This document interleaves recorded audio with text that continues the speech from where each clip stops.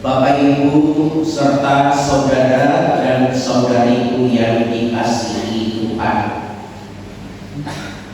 di dalam kehidupan kita sehari-hari kita mengenal ada ketaatan yang bisa dikatakan buta dan tidak demokratis.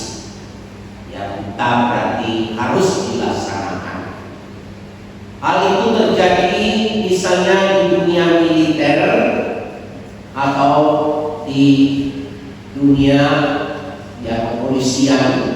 Itu mereka mengenal akan perintah pimpinan atau komandan yang selalu apa yang diperintahkan anak buah akan mengatakan siapa. Nah, itu selalu tidak ada diskusi, tidak ada itu protes, pokoknya selalu siap. Kalaupun komandan itu mengatakan silakan terjun ke jurang situ, ya pasti prajurit itu mengatakan siap. Ya walaupun ya tidak tahu apa yang ada terjadi di jurang itu, ya, tetapi perintah komandan itu sungguh harus dilaksanakan. Nah, di dalam gereja Katolik, khususnya di antara biarawan-biarawati, itu mengenal yang namanya kaum ketaatan.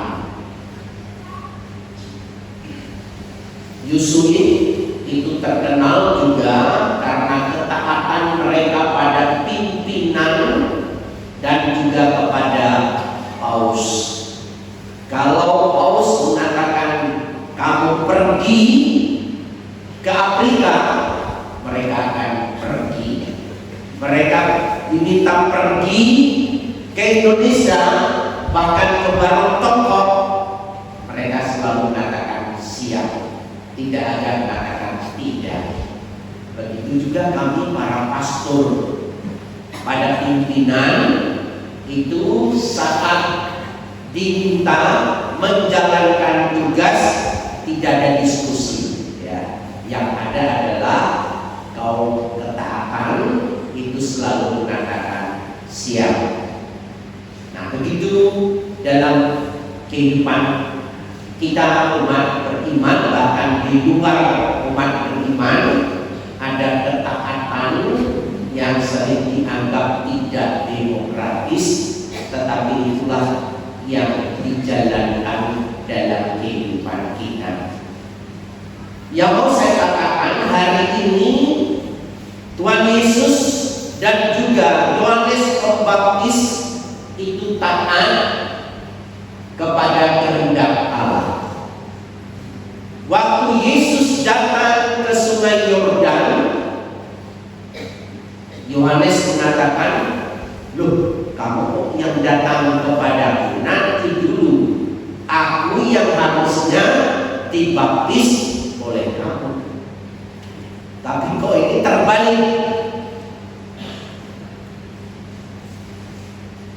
Tetapi Yesus mengatakan, biarlah kita menggenapi apa yang dikehendaki oleh Allah. Yesus taat, Yohanes juga taat.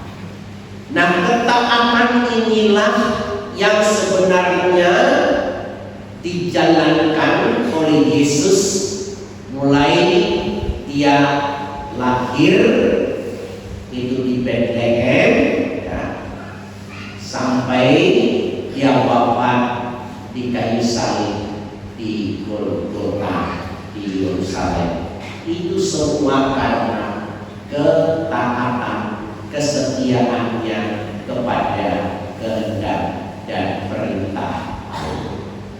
Itu satu poin yang dijalankan oleh Yesus dan Yohanes pada hari ini saat itu Yesus dibaptis di Sungai Yordan, yaitu ketaatan. Yang kedua, poin yang kedua, Yesus hari ini itu dibaptis di Sungai Yordan. Itu berarti baptisan Yohanes adalah baptisan untuk pengampunan dosa. Apakah Yesus berdosa? Tidak. Dikatakan dia tidak berbuat dosa. Loh, kenapa dia mau dibaptis? Nah, itulah poin kedua, yaitu sikap solidaritas terhadap kita orang berdosa. Dia mau menjadi manusia, bahkan lebih rendah lagi menjadi manusia, mengosongkan diri sampai wafat di kayu salib untuk menyelamatkan, menebus kita manusia. Itu dia mau melakukan itu karena dia mau solider, karena dia mau mengangkat kita yang sudah jatuh, yang sudah mati, untuk hidup kembali menjadi anak-anak Allah. Itu poin yang kedua. Poin yang ketiga, Yesus setelah dia dilantik tadi, dibaptis tadi, Roh Kudus, ya tadi tujuh juga di dalam ungkapan Injil, langit terbuka, ya. Saya kadang-kadang itu mau merenungkan gimana cara langit terbuka. Ya. Kalau awan terbuka itu biasa, tapi ini langit terbuka dan Roh Allah turun seperti gunung merpati dan tinggal pada Yesus. Itu ungkapan dalam kitab suci mau menunjukkan bahwa dia memang itu yang dipilih. Dia memang utusan Allah, dialah putra Allah. Dan bukan hanya langit terbuka dan juga Roh yang turun seperti gunung merpati, tetapi yang paling itu menegaskan bahwa dia putra Allah, bahwa suara Bapa, inilah anak yang kukasihi, dengarkanlah dia. Inilah anak, ya. Yesus itu adalah anak Allah yang kukasihi, maka dengarkanlah dia. Kepada orang yang mendengar itu suara Bapa itu, agar kita, Yesus itu dibaptis di Sungai Yordan. Sikap ketaatan. Apakah dalam kehidupan kita ini juga taat dan setia dalam melaksanakan apa yang dikehendaki oleh Allah? Karena Yesus itu taat dan setia seperti Yohanes, melaksanakan apa yang dikehendaki oleh Allah. Kesetiaan Bapak Ibu dalam hidup suami istri. Beberapa hari ini saya didatangi itu mau kuning, mau kadang-kadang mau tidur gitu. Ada datang orang yang lucu, mau bercerai, ya. Bukannya sesuatu yang menyenangkan, tetapi ini mau bercerai. Wah, banyak sekali 2-3 orang yang mengungkapkan ini. Nah, Bapak Ibu yang hidup menikah sudah berjanji setia sekata, suka dan duka, untung dan malang, sehat maupun sakit, itu untuk setia. Jangan hanya karena tidak bisa masak atau masaknya terlalu asin atau kopinya tidak terlalu pahit, tiba-tiba itu mau menceraikan istrinya, mau mencari istri yang baru. Ya, sudah saya katakan itu boleh yang lain bertambah dalam pas saya di awal tahun baru, boleh itu rumah bertambah gitu kan, itu mobil bertambah, ya, kekayaan bertambah, ya kan. Tetapi yang tidak boleh bertambah itu menambah istri dan menambah suami. Ya, itu berarti kita setia sebagai anak, setia sebagai suami istri, setia dalam tugas-tugas kita sebagai ibu rumah tangga, kepala keluarga, sebagai, ya, mungkin ada profesi-profesi tertentu, kita semua itu dipanggil untuk setia.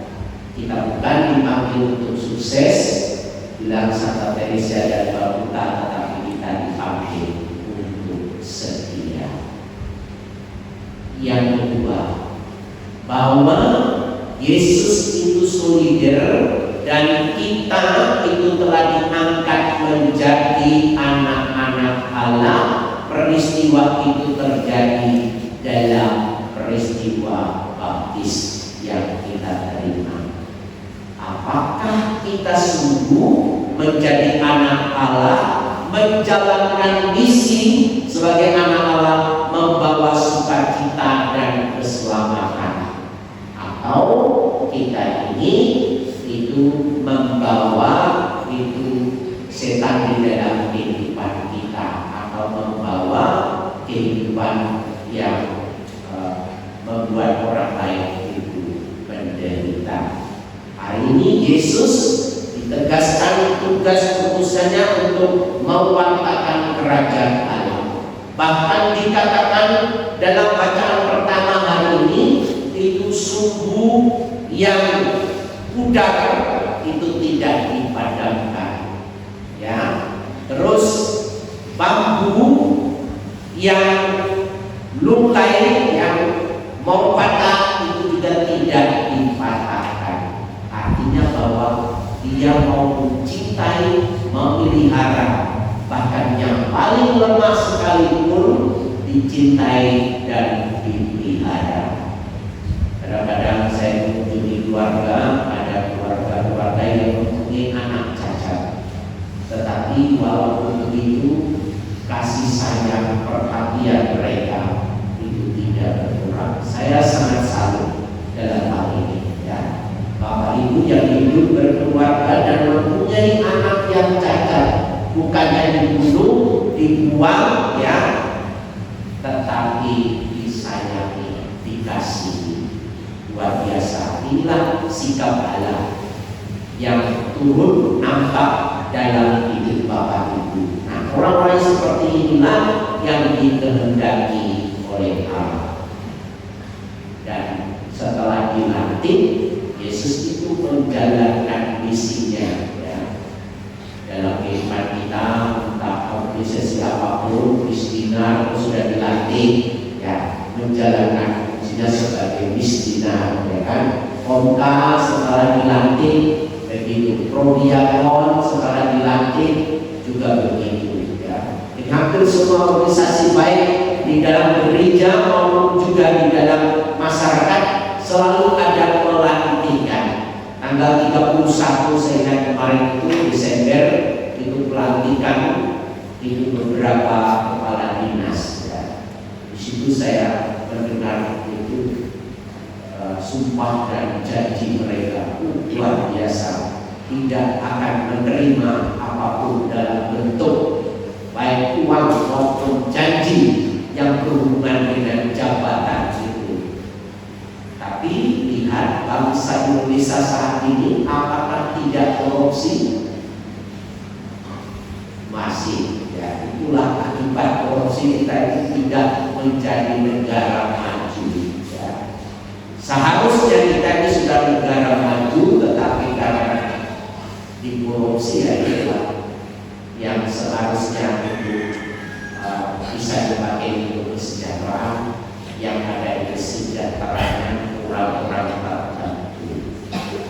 Itu yang terjadi. Jadi Bapak Ibu, kita semua entah apapun privasi kita sudah mengenakan itu martabat baru sebagai anak-anak Allah. Kita siap diutus, kita siap mewartakan itu keselamatan keselamatan dan damai sejahtera kepada sesama kita. Tuhan membantu kita begini. Amin.